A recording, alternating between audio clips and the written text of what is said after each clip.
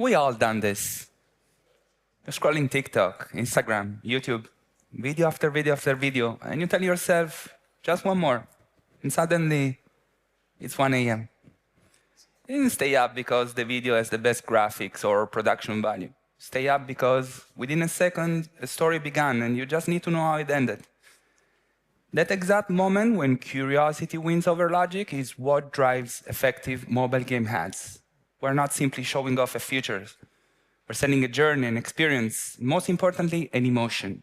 Because let's face it, what players truly crave isn't just the gameplay, it's the emotion behind it. The rush of victory, the satisfaction of overcoming a challenge, the thrill of discovery. People click because of stories. And in our industry, that single click can be the difference between a game that fades in soft launch and one that scales of millions of players. Good morning, Unite. I'm Giacomo Maragliulo, Creative Director at Supersonic from Unity. Hi, everyone. I'm Karen. I'm leading the creative growth in Supersonic, which basically means taking chaos and making it revenues. Supersonic is our publishing division in Unity, which has published over 130 games globally, driving over 6 billion downloads globally throughout all the games, and we have seen a lot. We have a lot of experience, and we're here to talk real stuff and not just theory. We're going to see how your ads of your games is going to compete in the wild field, right? Competing memes, cats, and weird people whispering to small microphones. So storytelling, AI, and data, this is what we're going to go through today and see how all together comes to growth for your game. We're going to talk today about the evolution of games and creatives throughout the years in the industry, storytelling and how it is coming into performance leverage. We're going to talk about AI and how it speeds up your scale, creative, and production, how we're measuring all of that and if it actually works. And we'll keep it practical, okay? We're not going to talk too much about theory and you'll see it. So let's dive right in. The pandemic was a turning point. People everywhere turning to games, seeking entertainment over lockdown, then downloads skyrocketed, especially within the casual player base, coinciding with the emergence of hyper-casual gaming as a global phenomenon, accounting for about 30% of all downloads in 2030. However, those days of effortless scales are behind us. Today, the CPI cost is rising, the market is overcrowded, and the growth curve looks very different.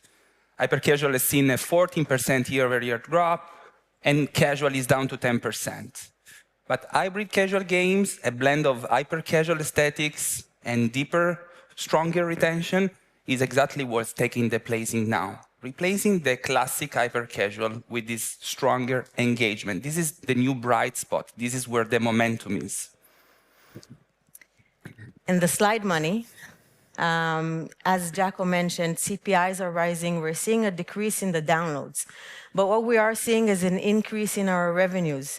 Across casual, we have seen downloads decreasing, but over $60 billion revenue throughout the past year. Hyper-casual, which we are seeing declining, is driving $500 million in revenue in the past year. But it's important to mention here that this is revenues only for in-app purchases, okay? And we all know that hyper-casual in the past has been driving most of the revenues through ads, okay, which we're not tracking at the moment and talking about it right now. And in the hybrid, which what we are seeing is increasing throughout also installs, but also here in revenues. And we're expecting it to grow more and more throughout the upcoming years, driving 3 billion downloads in the past year and over $3 billion revenue in the past year. So basically, the traffic that we have seen from hyper-casual didn't bring a lot of value in terms of the journey and long experiences of the users in revenues, okay? But we are seeing it in hybrid, and we're experiencing users that are looking for a longer experience throughout the first moment they're seeing the ad until the moment they're installing and playing the game. And this is our chance of creative strategies to really tell a story to really show those users a longer experience from the first moment they're seeing our ad, they're seeing our game out there in the wild, wild world. So they're not just clicking for a mechanic anymore, the users, they're really committing to the story and they're looking to feel it more and more as they go into the journey. And as the market shifts, so did the way we make ads. So let's trace this evolution. In the casual era, we had cinematic trailers, story-driven arcs, and character-focused stories. Now, hyper-casual flipped the script with short, snappy, fast versus bullet moments, scaling massive volume. And then came hybrid, where the core gameplay is front and center, but with mini stories layered on top. Now, put it simply, 5 years ago, a flashy hook could buy cheap scale. Today, that hook must be a story, something that signals relevance, emotion, and a clear path to player progression. The creative shift is real. Attention today is harder to earn, but deeper stories deliver high-quality users. So the question is, if that's where we're today, what about tomorrow? Where the user acquisition will go next? Tomorrow, it won't be just about the quantity, having a lot of ads, right? It will be about the quality, the diversity of those ads. Do they feel authentic? Are they craft-like stories? Do they earn attention that we want? Then come personalization. With AI, we can finally adapt stories so that the same narrative feel locally relevant in Tokyo, Sao Paulo, or New York. And then, when you combine ad quality with personalization, you unlock the last piece, in-app purchase. Because when players feel that the game is for them, they're more willing to invest not just their time, but their wallet. So the question becomes now, why does story matter so much for performance? When it comes to your ad campaigns, every dollar has to work hard. And when we are basically combining the ads and the campaigns, the ads are your growth engine for your game. The hook, the story, brings the install and then brings the revenue. And the story is the difference between a game that can fade and a game that can scale and reach your top charts. So when people say it's just a creative, I usually say, yeah, that's what can break or make your business, basically. So if you want your ads to perform better, you need to tell better stories. It's not about the effects. It's not about big budgets. It's just about telling a story that make people act, that make them ask, okay, what's next? And that's where you're winning. So the question becomes, why add the story to an ad in the first place? Because players don't connect with features. They connect with feelings. Let's break it down and see how. When players feel something, they stick. These emotional pulls drive longer retention and higher lifetime value. But feelings alone are not enough because players also need direction. And storytelling gives them this clear story and then they need to see what happened next drive. And in an overcrowded market, narrative is your differentiator. And AI is what turns that differentiator into your growth engine. Now you might wonder, which emotions are actually moving the needles in mobile game ads? Let's break it down with Karen and see why they perform. So in the next 2 slides, you're going to see 6 different emotions that we have analyzed throughout our production and work in Supersonic. Underneath each emotion, you'll see the uplift that we have measured in installs, taking creatives using that emotion for our top games. So the first one would be curiosity. As we already mentioned, users don't like open loops. You want to know what happened at the end, right, of the movie. And when you're keeping them curious, that's where they're probably going to act, click, and go to the store to decide whether they're going to install your game or not. The next one would be frustration.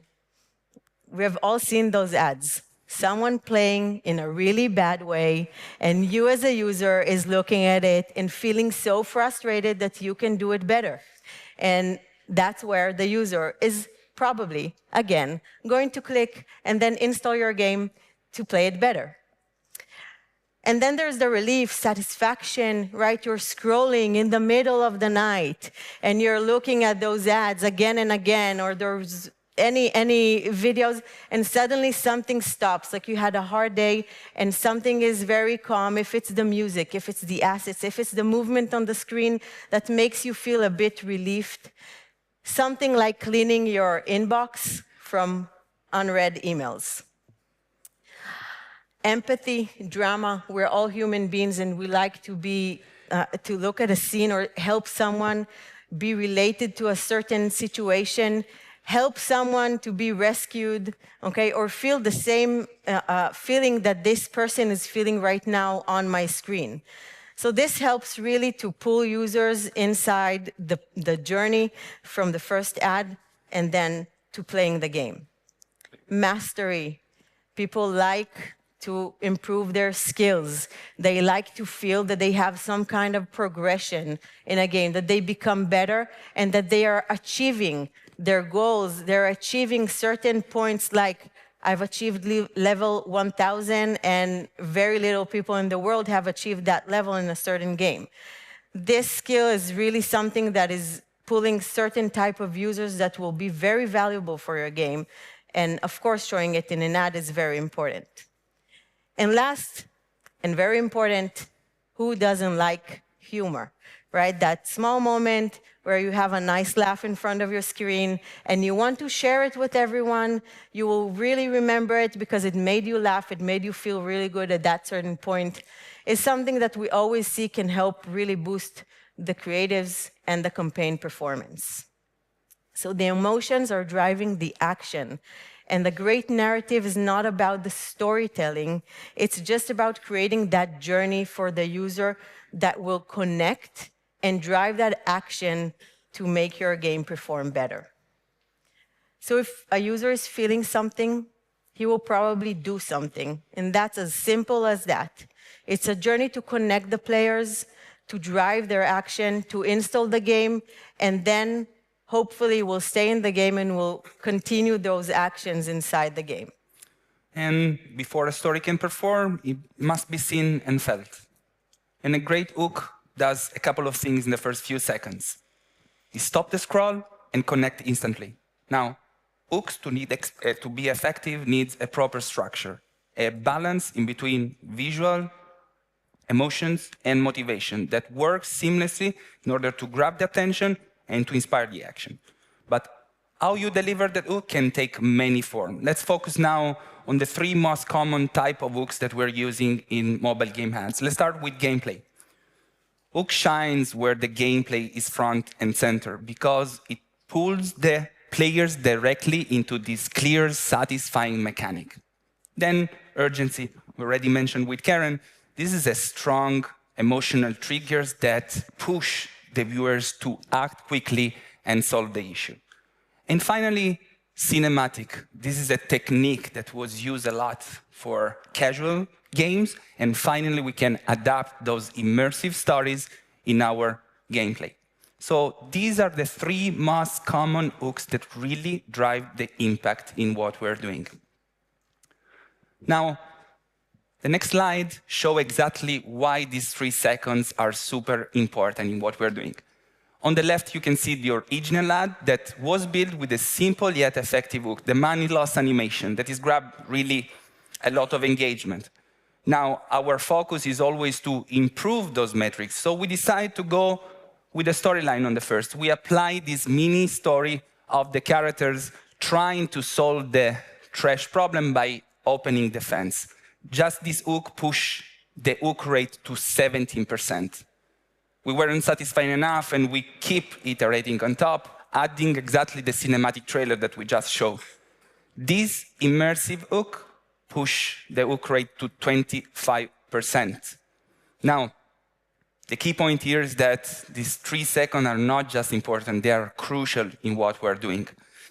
But here is the challenge. How do you sustain that emotion and not just spark it? That's exactly where the structure comes in. Think of stories as a dance. Context, then conflict, more context, more conflict. This dance is how you keep viewers locked in. Now, why does this work? Because conflict creates open loops in the brain, and context helps close those loops. An interesting approach for hybrid casual creative is to pair this trigger with a strong step-by-step progression and a strong payoff at the end, right? Now, let's see how does this work in real world. Our context is the setup where we establish the hero starting situation, an opportunity, a challenge, something that people can relate to. Then come the triggers. This is the key moments that pushes the hero into action. In this case, there is a strong desire of order, right? We understand that it was a quality control issue, so the character is acting to solve this issue. And then this is the moment where we're putting the solution by showing the clear gameplay progression, and now we solve the issue through the clear gameplay mechanic. And finally, the resolution, the strong payoff. We want to gift the users, right, with this emotion, whether if it's a strong transformation or a cliffhanger that make people curious and want them to stay. And here is a really quick but essential storytelling checklist that you should take in consideration while building strong narratives. Emotional engagement, we discuss how important it is to hook the viewers within the first 3 seconds. You already heard about this a lot of time, but that's the main rule. Then you need to unlock players' motivation because it's important to deliver those stories that relate to the users that you want to attract. And finally, the sense of progression to solve the problem that we're exposing to the users with a clear mechanic of the game. And we create ads not just to engage, but we create ads to basically have impact on growth and impact on performance of your games.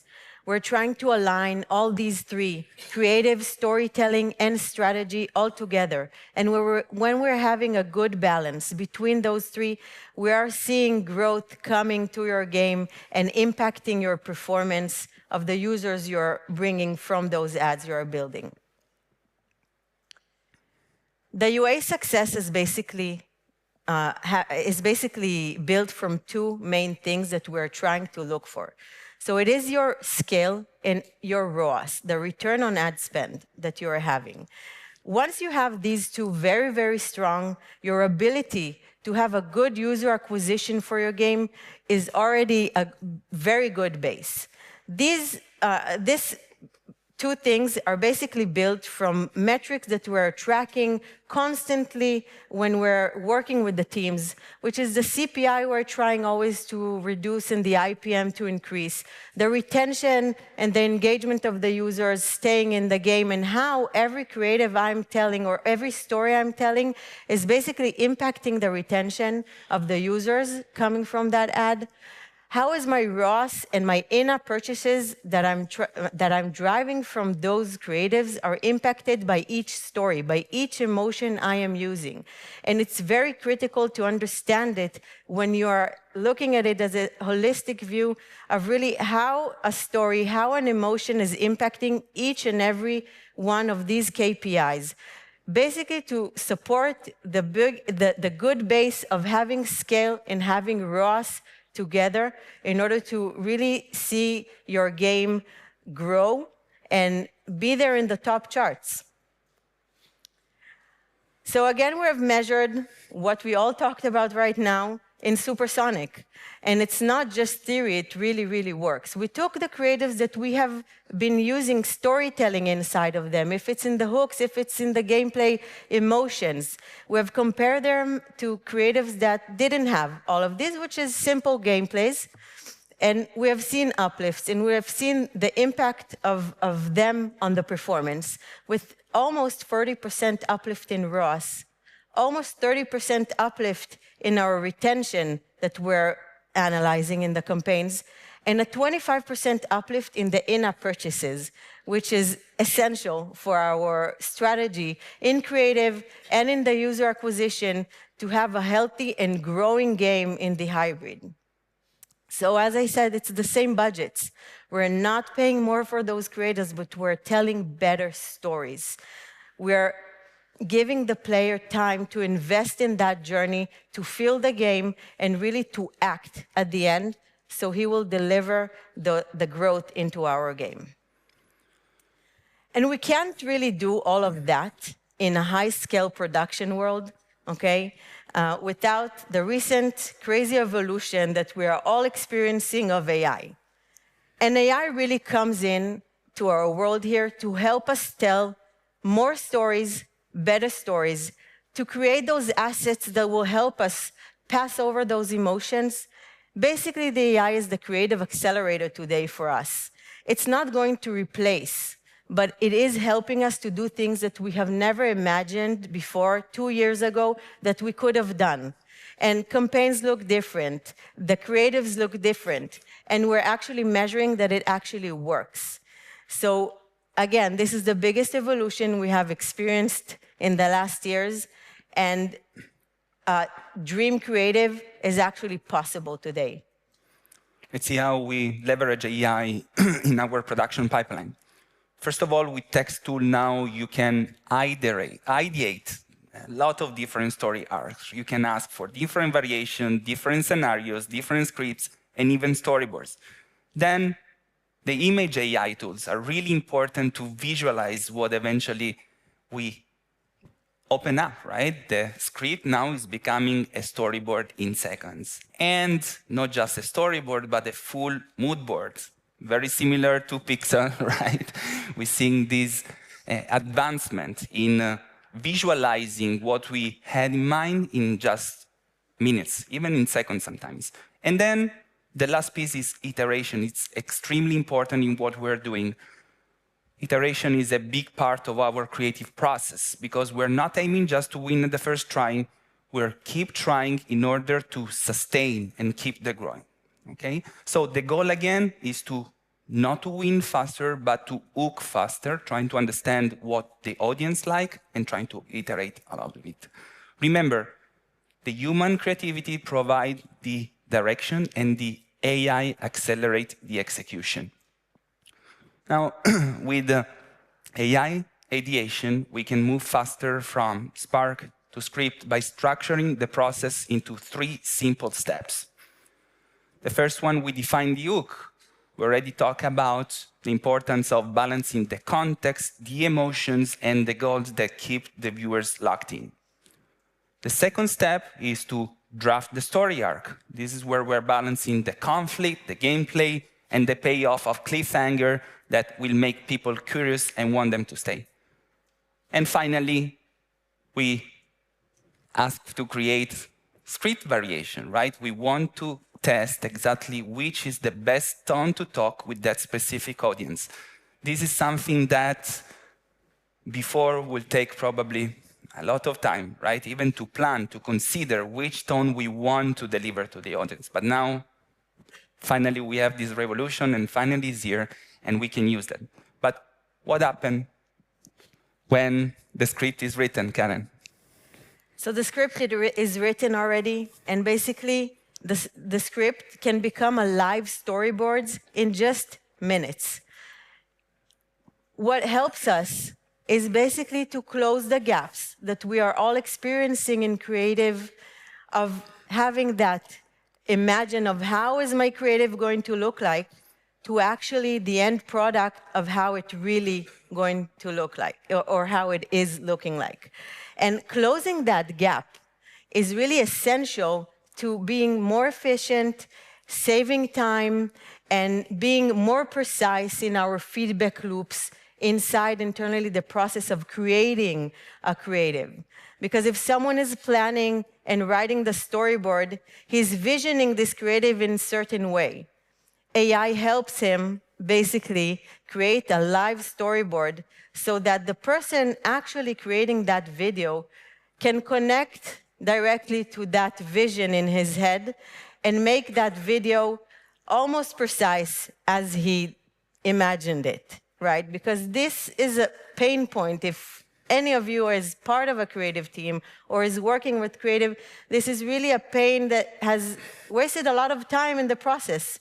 And this is where AI is very powerful. It's not only about creating the assets for the creative, but it's like shortening the time of imagining to real life. And then comes the real creative itself. And it's going to life, and everyone is I assume, very happy with it because it helped us sort in the time and really see the real, even as a draft, as a storyboard. So the storyboard becomes a real ad, and then it becomes a real number. And in this specific case of this creative, we have seen it take 20%, almost 20% of share of spend from the global campaign, on a certain channel for this title. And it's one creative, okay? I don't know, what is all the skill set in this room. I assume most of you know there's no one creative in one campaign, but one creative being created in that way, telling a really good story at the beginning, taking 20% share of spend from a campaign is a very powerful creative that is impacting a lot and driving users that are acting. And this is what we're looking for, to have creative at scale, but also perform and tell the story right. Now, the next challenge is when you scale is to culturally adapt your creative to worldwide, right? This process before would take a lot of time because usually we were just translating text. Now, this is the moment where AI becomes a real partner. This is an amazing example of the original ad on the left, how it's been culturally adapted to different markets. And this is exactly what we saw the impact, right? So that's why AI now is becoming the partner to go over with this specific situation. We want to make sure that people all over the world will get the same message, but in the right way. And once you localize a scale, our job is to diversify our campaigns. And this is another example on how we can use AI. User-generated content. This is, again, in the past was a laborious process. You need to choose the actor, you need to write the script, you need to choose the location, you need to organize your team for shooting. Now this is happening by just choosing AI avatar in a library, writing the script with your text tool, and go live with that. As you can see, the impact on what we're doing is not just a nice engagement, we're moving the needles in our share of voice in the campaigns.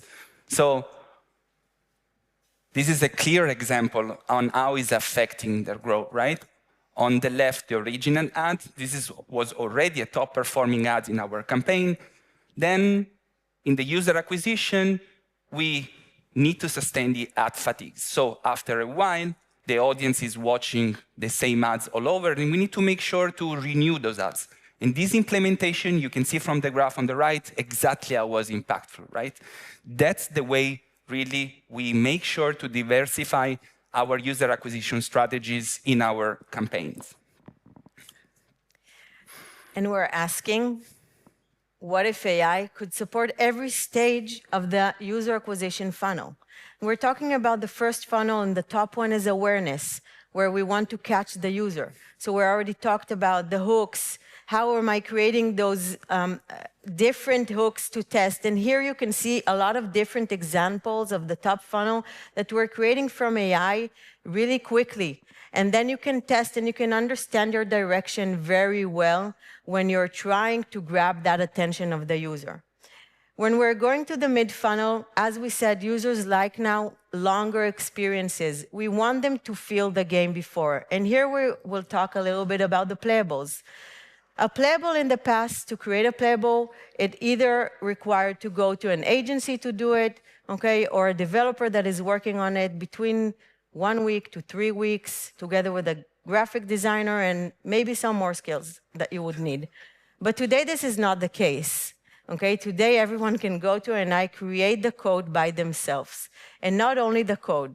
Of course, the AI, as we said, is helping us to create the assets, the textures, things that will make the creative feel actually the game. The user wants this experience to be as real as it is, to be seamless from the first moment he saw the awareness part in the top funnel, to feel that he is in a story that is continuing and making him feel very engaged to it. And of course, the bottom funnel, where we want the users actually to install. Okay, this is the moment where he's taking the decision. Am I taking it or not?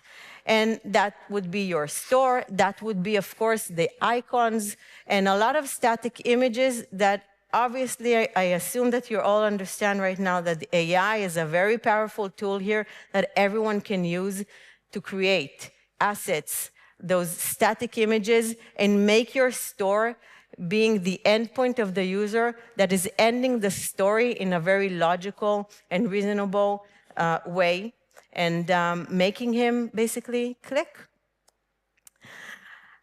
So let's wrap up.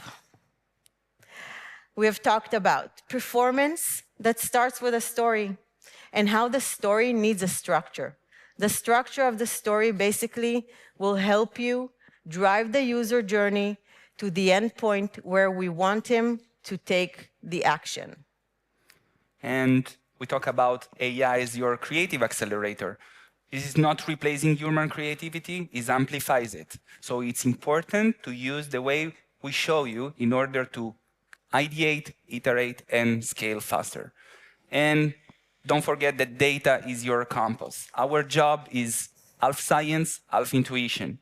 We're not taking any decision without looking at numbers. This is exactly how we really impact the results and we move the needles in growth. Remember, story is the heart, AI the engine, and data is the compass. And if you master all of three, probably you will go to sleep before 1 a.m. Thank you for listening to us. I hope you can go back to your team, always thinking how you can inspire action in the players, right? How you can really want to move the needles and try new alternatives to diversify your user acquisition strategies and drive the real growth. Thank you very much for listening to us today. I hope this was interesting.